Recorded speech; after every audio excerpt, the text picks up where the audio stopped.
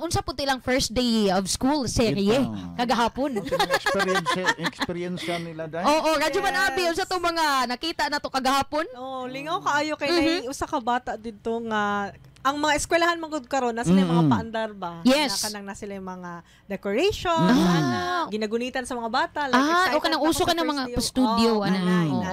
Yun ay usa ka bata dito nga, naghilak siya. Uy! Kaya nga naman naghilak. Samtang gunit ang blakan. Nagatantrum sa mga bata, no? Yes. Radyo man irin. Ambot lang kung na-experience. Ay, sige daw. Radyo man dong. Sa imuhang kining bata sa una. Lahi mo to akong bata sa una sa gamay pa. Kaya mingon man dayon nga, alis na dali. Dili sa katungkuan nga. Ayoko biya daddy. Hiwain. Kung ingan ato imuhang anak, Radyo Mandong, na mga anak, di ba, Radyo Man Abi nga. Yes. Kuan, dili sila gusto nga biyaan sa ilang mama. Separation anxiety Yes, na dahil. Oo. Di ba? Naiuban nga, mamagod kay maglili sa classroom. Gani. Oo. Mingo na lang yun, Di marabag ang bata agad mabalaka kung mawa sa iyang pananaw iyang ginikanan. Tinuod. Naka-feel ba ako na sa una ka ng murag first day of school ba? Isog lang ito kung mama, ay sige gilak-gilak na ka. So ako po, hindi na lang kumilag kay Kuan, ingon ana. Pero makuan mo sa mga bata gyud labi na kindergarten, na anad sila nga uban-uban permis mama sa balay lang. Correct. Manghilak yun in tawon. Hilak yun. Natugi share gani si Radyo Man Abi tong sayang igagaw nga mama ba no?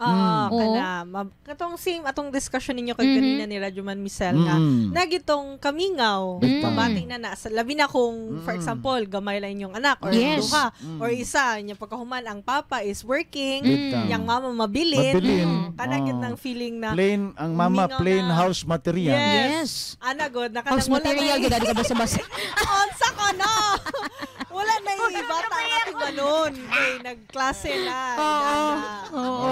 Diba? Nga na ano ba, mga first day of school serye. Kagahapon na apod to'y kuan.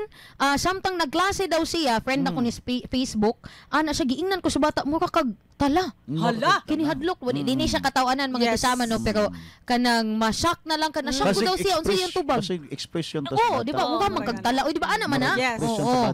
Yes. Pero unta ka nang ang ginikanan, mahimong responsable o pasabot dahil nga. pasabot nga di na maayo. Kanang kanang bisa naa sa balay ug madunggan na nga word pitulon gyud. Dili na siya maayo gidala mo na na-shock lagi daw ang teacher. Ana siya for almost 7 years karon pa ko giingnan ana. Sa iyahang pag-eskwela ay pagklase pagtudlo. Basig pagtuo ana sa mga banay nga cute ana pero ning abot sa gawas di na kay mahul na nang way batasan. Di ba nay uban nga gina-tolerate kay kuyo din niya oy mura magdako mo storya. Murag cute lang paminaw sa balay kay pero pag abot sa gawas ana tinod. Pero pag abot ana sa gawas mo gawas na nang way batasan. Di gyud mao. always may ginang balik sa ginikanan tinuod gyud.